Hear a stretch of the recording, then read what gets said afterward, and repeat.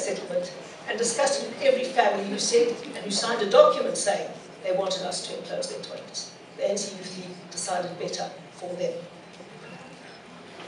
And because I felt that if even one person's dignity had unintentionally been infringed by it, I stood up in Parliament on the 16th of March on Human Rights Day celebration and debate in Parliament.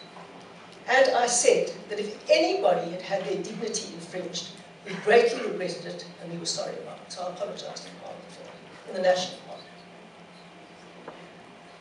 Now, the Mokaka toilets are quite something different. They are in Viljoenskroon in the Free State.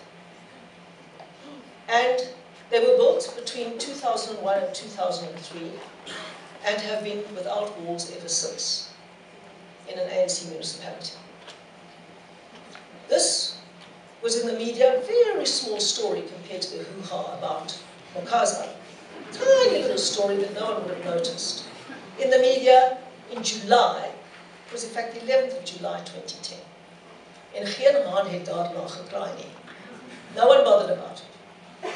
The National Minister was informed, nobody bothered about it. If we were going to be negative and try to turn toilets into the issue, we would have done a song and dance routine about the ANC's open toilets. But we didn't do it, did we? We didn't do it. We kept on taking responsibility for our situation, trying to cover and enclose our open toilets, and every time they were knocked down by the ANC Youth League.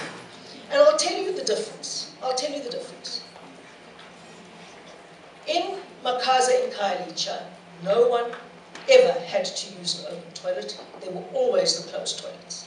In Mokaka in the Free State, they didn't have an alternative flush option. They had to either use an open toilet or a pit latrine.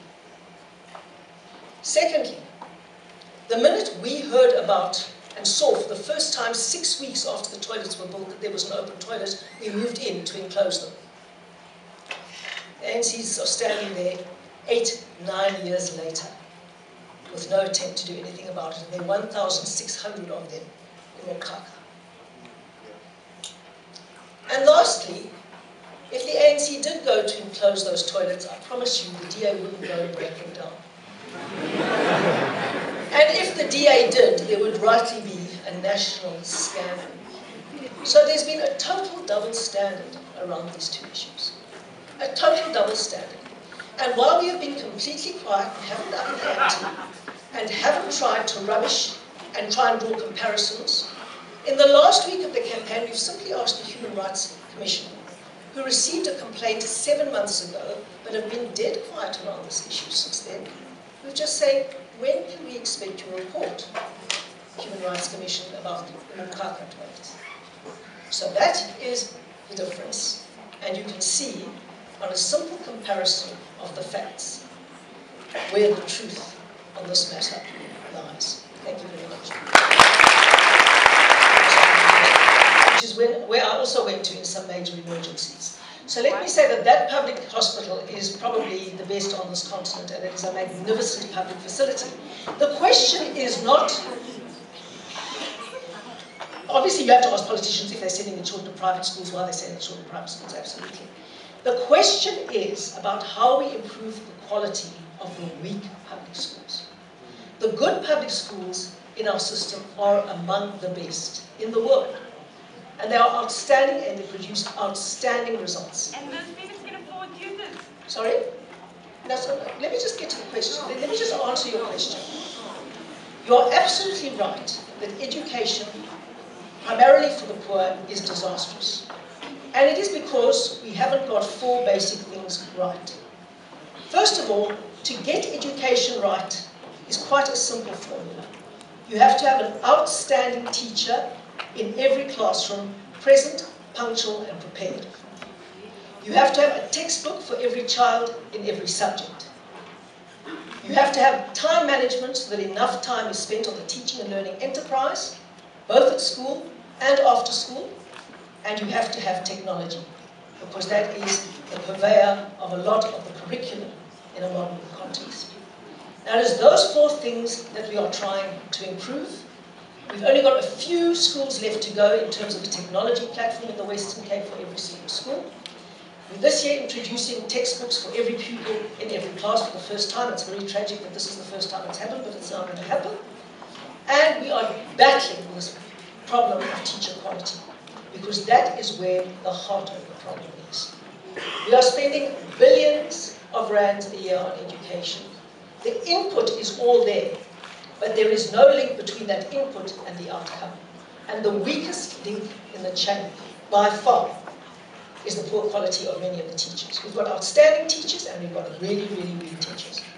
When you look at a school like Masibambane, that serves a shack settlement, they produce a student who lives in a backyard shack, who recently came from another province, and who got 7 distinctions in matric. I went and I investigated that, and he wasn't the only one. They produced about 17 distinctions overall at that school, and I went there specifically to investigate. No surprise, brilliant principal, chooses his staff on merit. They take their job very, very seriously. They enable the school to be open after hours so that students can do their homework at the school and get supervision from their own teachers after hours at school.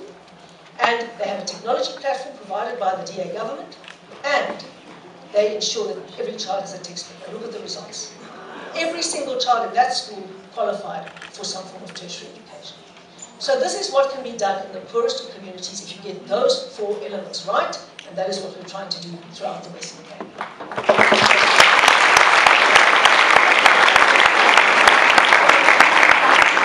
This gentleman in the middle, with a black jacket, yes. But on a far more serious level, and that's a very good question, because it goes to a very deep and serious level. Because we're an open opportunity party that goes to look for the very best talent wherever we can find it. And because the ANC is a closed crony party, then yes, it is, absolutely. You've got to be politically connected to get anywhere. You've got to be politically connected to get anywhere. I mean, I've never met Ngwenya before she became leader of DASO here, and I met her just before she became SRC president. She didn't rely on her connections with any senior DA party leaders to get to where she's got to. We opened an opportunity, she used her talent and her ability, and she got to where she is. In the ANC, it's quite different. You have to have political connections.